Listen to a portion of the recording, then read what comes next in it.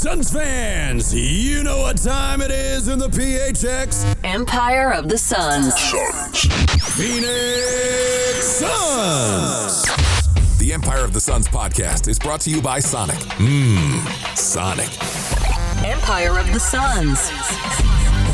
Hello there, and welcome to the Empire of the Suns podcast. My name is Kellen Olson, joined as always by Kevin Zimmerman. What's up, man? Hello. Nothing much. Just navigating some transfer portal fears in life.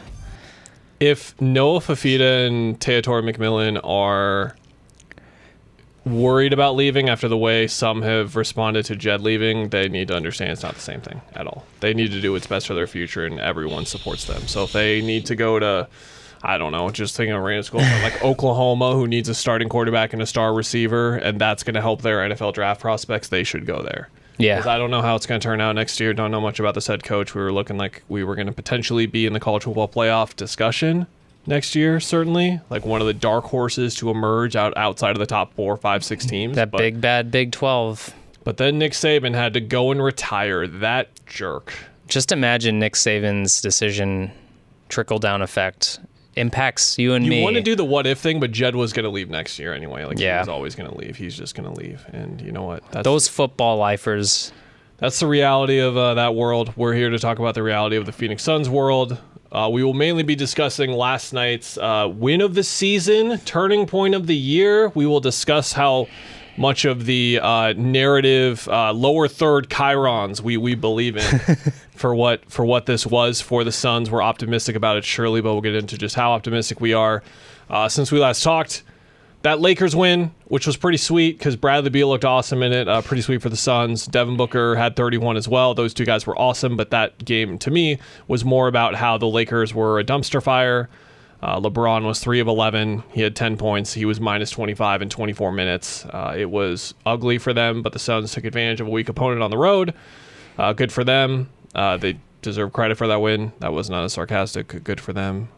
To clarify, might be a sarcastic good for them about Sunday's win in Portland.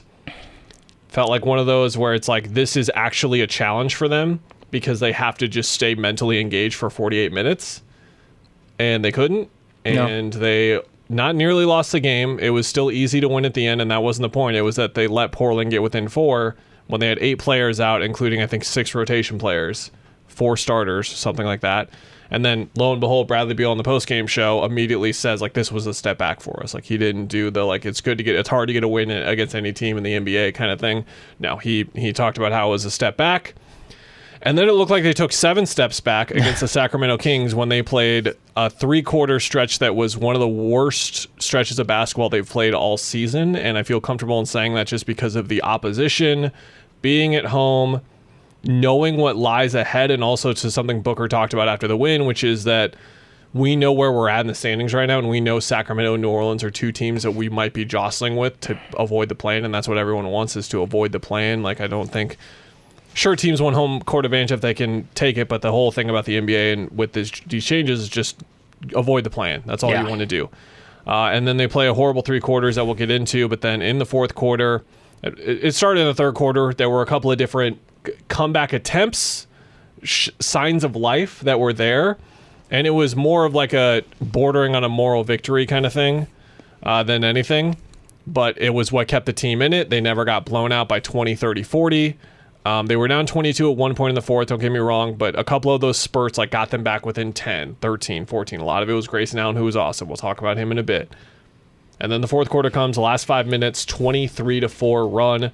The Kings absolutely melted down, Kevin, and I can see how something I wrote about on the site is this can be framed as that like the Kings melted down, the Suns took advantage. Incorrect in my opinion. The Suns forced them to melt down and put pressure on them. Kevin Durant after the game emphasized pressure a couple of different times, and when watching that fourth quarter back, it is very clear that all of the dumb things the Kings were doing, part of the dumb things they were doing, they did some other dumb stuff too, like running an ACC dribble handoff and kill half the shot clock for no reason on 3 straight possessions, which drove me insane watching it back. They forced the pressure, and yes, it was small ball. Yes, it was pace. Yes, it was threes. Yes, it was scrappy as hell defense, the type of intensity that we were, as those watching the Suns, we were promised more or less from Frank Vogel at his introductory press conference.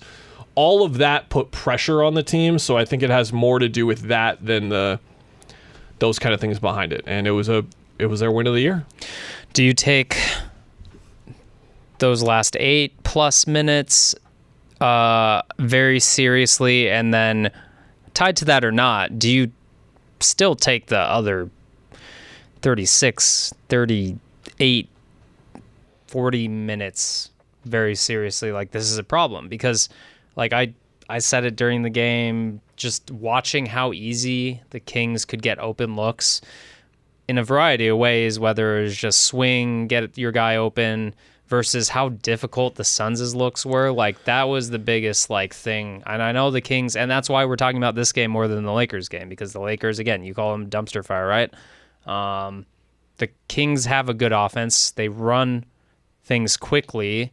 They pull the ball to the net and go to make things easier, but still the Suns are just not consistently getting in guys' bodies, pushing them off spots, chasing them over screens, simple stuff. And they did all those things in the final 8 minutes to get back, but, like, how do you kind of weigh, like, did we learn anything? Is it still just, like, different points in time? Like, they had a good fourth quarter. Like, I don't even know how to handle that because the problems are still there to me.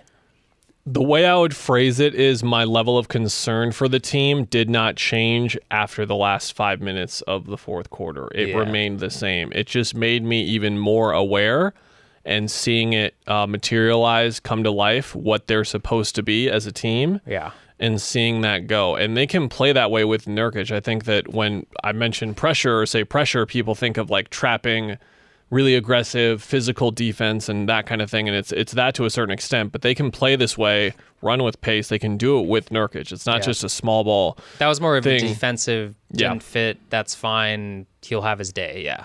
They'll pick certain times to do that. What did we talk about a ton in the preseason? Nurkic isn't going to close a lot of playoff games, and this is a perfect example of why, and we finally saw it in one of these games. They overcame their fourth quarter demons for a night, which I think is going to be the biggest takeaway from this for me in terms of short-term effect. I think it's going to be a huge morale boost for them to see, okay, whatever's going on with us in the fourth quarter, we can't figure it out. Every time they're asked about it, they say they don't know. Now they know what they're capable of there, at least, and they can really pull off something like that. But you go through this schedule, and we've talked about this for weeks now, like, this is by far their most impressive win. And what I take away from these last couple of weeks, they're 8-3. Over their last 11 games. The gauntlet road trip, they're in the middle of, like, that gauntlet schedule we kind of talked about, but it really starts on Friday. They fly across the country to New Orleans, fly all the way back to Phoenix for 2 games and 2 nights in Phoenix, 3 games and 4 days total, and then the 14 days away from home with 7 games on the road begins after that. So this team is 22-18 right now. I'm not really too focused on their record because basically this 8-3 stretch was an improvement for me in a way where they went from a team that, like, we didn't really know how they could win games to they can still figure out a way to win while they're going through what they're going through. And then the next step is to alleviate what you're going through, and then they become an elite team. Whenever they can alleviate that, if they can alleviate that, they'll start to look like a contender. And that last 5 minutes was one of the few times this year, I can count on one hand the amount of games where I thought they looked the part of that team. I would say the win over Minnesota, that's one. And I thought Minnesota just didn't play that well that night, to be honest. Yeah. Most of the Orlando game, it was like you're playing a good team and doing things solid. The Miami game was their best execution, and then this. So, and 3 of those have come in the last 2.5 weeks. Vogel even referenced the Christmas game, which was a really embarrassing showing for them, said there were positive takeaways he took from the film, and he found some stuff in there that he really liked. So taking all of that in, they are improving, but they need to keep it going. They can't stagnate any further, and that's like the margin of error they don't have anymore because of how everything happened. So schematically, when you look at those last 5 minutes of the Kings game, like, I don't know if you take away, like, that you can necessarily even get away with that lineup playing KD at the 5 so much, but for me, I think it made me look at it and realize and go through the numbers, which I did on ArizonaSports.com, and realize we've kind of gotten clarity on lineups, and it's the stuff we've talked about quite a bit. But quickly, it's like they're basically at 7 guys that you can kind of really rely on. Who's the 7th? Big 3, Nurk. Yep. Grayson. Yep. We'll talk about him in a sec. Eric Gordon, he's been hot and cold lately, but like Okogie is in one of the lineups that's top 30, 32 league-wide when you look at 5-man units, and there's offensive concerns there, but for me, it's more like, okay. Well, with what we're talking about, pressure, defense, switching, like he's, and so like I think that we can all say like, the big 3 units should be probably more elite offensively than they've been, right? But when you talk about like competing and giving real playoff efforts as that offensive chemistry develops, to me, the big problem is how adaptable is this team and this roster around the big 3? And right now it's just like Nurk, he could get played off the floor. Okogie on the other end of the floor can get played off the floor.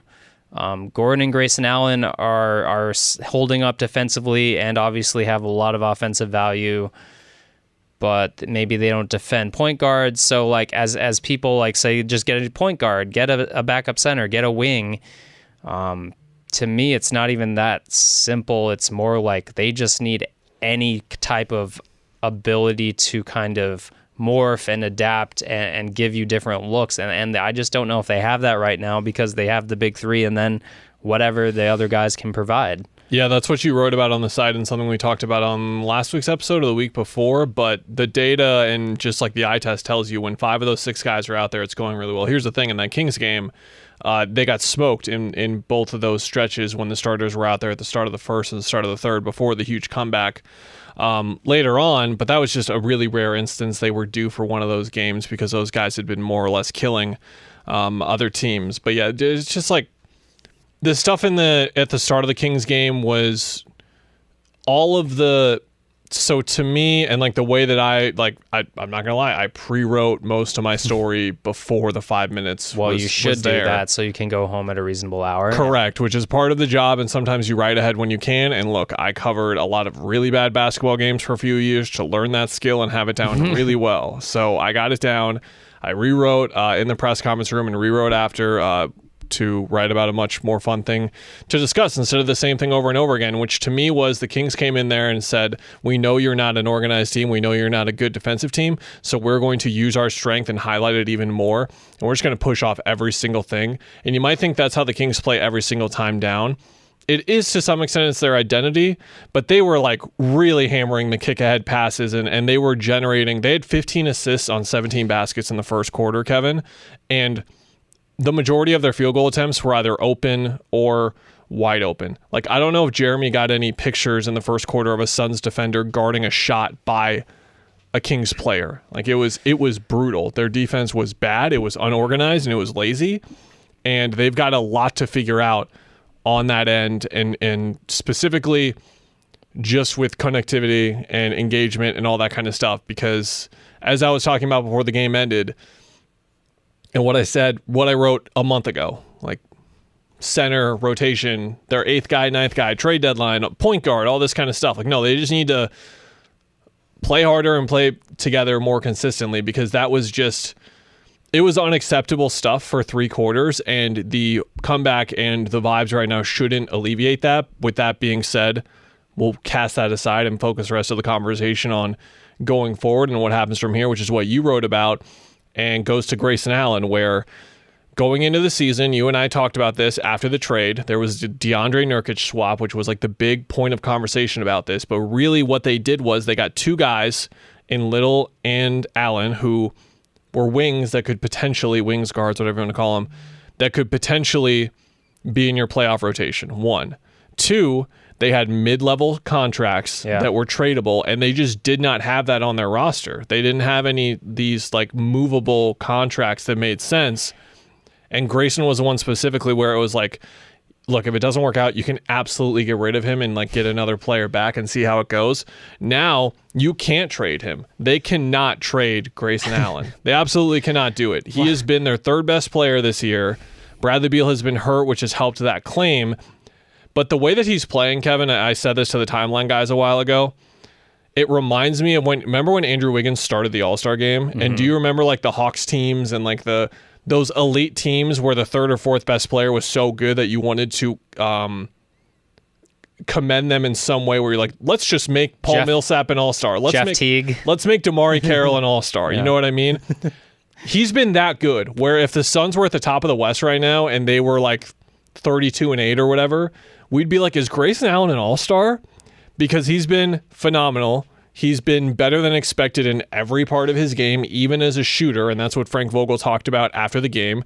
Book, who knows him and has been following him since they were teens because they're in the same draft class together, said he's exceeded everyone's expectations. And I like preface the question by saying, like, you knew he was a very good player coming in, but and then he praised him like he's exceeded my expectations too. Yeah. Shoot. So he's been phenomenal, and now it puts them in this weird space of upgrading the roster where the story now isn't what can you get for Grayson Allen, it's can you re-sign Grayson Allen? And that's just going to come down to how much money Matt Ishbia is willing to spend. And if I know anything about that specific category, it's if we go back to what he said the whole time, whatever makes us better. You know what makes them better? A long-term contract for Grayson Allen, because they are going to have even slimmer avenues to improve the team over the next couple of years. So retaining any of the guys that worked out, that's something we talked about in the offseason too, is one of them. And he has been the huge success story for them. And look, if you can trade Grayson Allen and Nasir Little and 3 second-round picks and an exception or a swap or whatever, and get like the perfect 3-and-D wing that can guard De'Aaron Fox or Jamal Murray and then shoot 37% from 3 or 38% from 3, I don't even know if I would do that still. I don't know who you're talking about, though. I don't even know if I would do that. And those players just don't exist. I don't know who you're talking about. So I don't know. Like they can't trade him. Siakam just went for what? 3 firsts. Bruce Brown? Was there anyone else in that trade? So that's kind of, I know that's like an extreme example. Would you trade him for Herbert Jones right now, but like in a vacuum? No. Herb Jones shooting 38% from 3, one of the best defenders in the league. Is he shooting 38%? Okay. So I'm still saying I don't know. I don't know. Because Grayson is so good for them. A long-term contract, maybe he improves your defense if he's shooting that well, but look, Grayson's like putting up 6 threes a game, 48% from 3. And that's the thing too, even if we're looking solely at this year and not looking for sustainability moves, that would be a sustainability move. You're going to knock this team and take something away that one of the few things that has been a constant for them. So to me, like, he's pretty much untradeable, even though he's your only real asset of value at this point as an expiring deal, because like you're taking steps back. Like, yeah, maybe you say, okay, Brad, we need you to do more Grayson Allen things, which sounds weird that I'm phrasing it that way. Super weird. But that's even hard to say, because then you're just playing a numbers game, and then you're like, okay, well, like maybe you can trade, like, can you trade Eric Gordon? What can you get for Eric Gordon? But then you watch the end of that game, and it's like, need Eric Gordon. I think you need Eric Gordon. Like, I just think those 6 guys aren't going anywhere, and their roles aren't going anywhere, and you're just kind of, this is your team, and it's like, can you get 7, 8, 9? Can you get one of those spots filled out here with some kind of move? And if you can, then you're in a pretty good spot roster-wise, I think. Yeah. The center thing, I've been on the center thing, and I know it's like the 5th most important like roster problem. And again, we're not close to talking about roster problems, but the Kings game did make me think, okay, if we know what we know about those 7, Metu, you hope keeps it up. Bol showed signs, and you just hope those 2 guys can kind of fill in a lot of the center moments, and your defense can hold up and your rebounding can hold up. Like, if we get to the end of the season and we're like, this is just not a good rebounding team because they're too small, like, I honestly at this point would take it and be like, yep, just you're going to have to shoot the lights out on everyone. That's what this team is built around. You have flaws. So be it. Don't have a point guard. So be it. But yeah, I mean, they're just going to have to get into these wonky things, and I think that's the most interesting part about Frank Vogel is traditionally he has had centers, and even on the Lakers most recently, like Dwight Howard and what was it, JaVale on the championship teams. Pre-Andre Drummond, Kev. Okay, yes.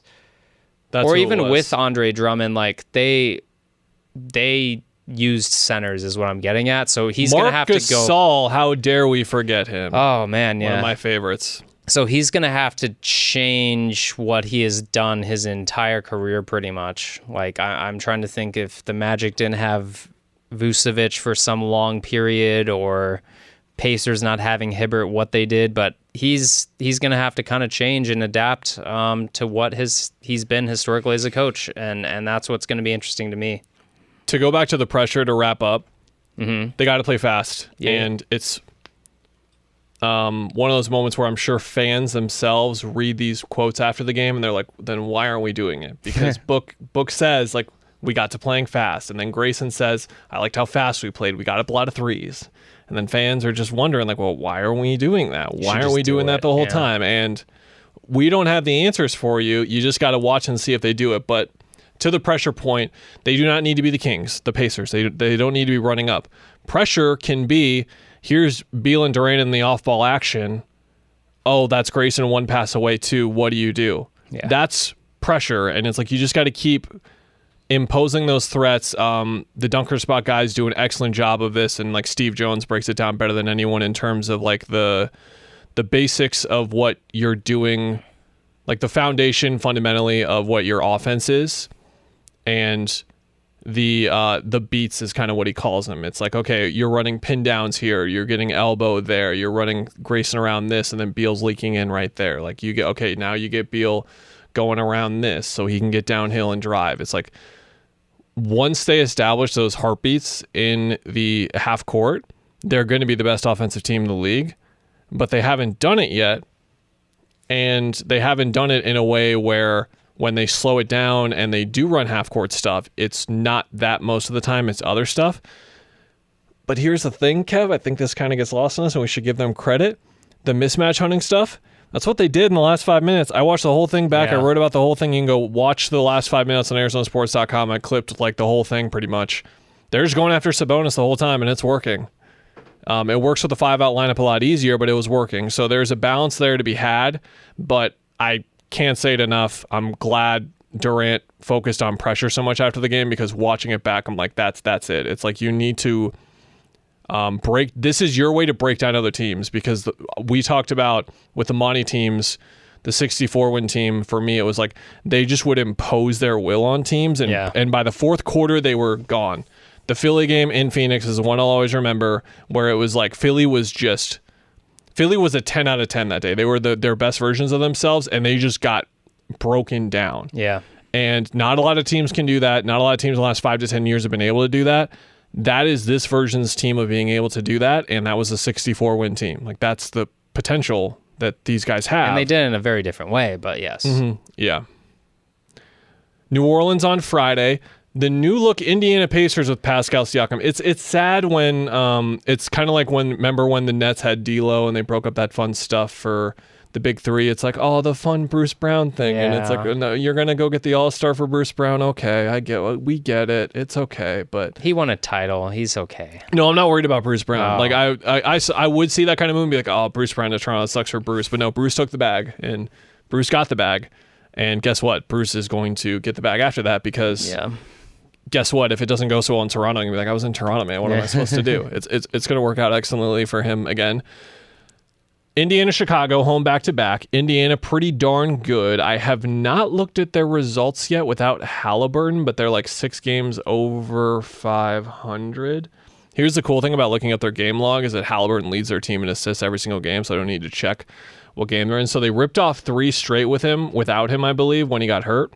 And then they've lost their last 3, which were to Denver, Utah, and Los Angeles. By the way, Kev, the surging Utah Jazz. We played our little game and said basically one team's going to get left out. That's it. The Utah Jazz are looking to be like, no. Colin Sexton, playing good ball.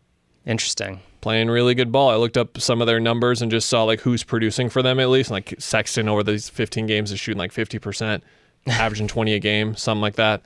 Kid can hoop. They've got Lowry there. They got Keontae George making things happen. But that's Indiana, and then they'll get Indiana later that week. Let me know if you agree before we go. Mm-hmm. Here's the whole thing. At New Orleans, home and home, Indiana, Chicago, and then you're on the road, a game every other day.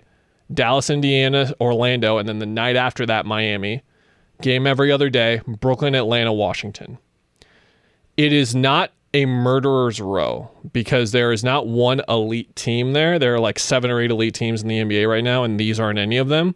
Dallas, Indiana, New Orleans, Miami, and Orlando are all good. Yeah. Maybe pretty good. Brooklyn is fine.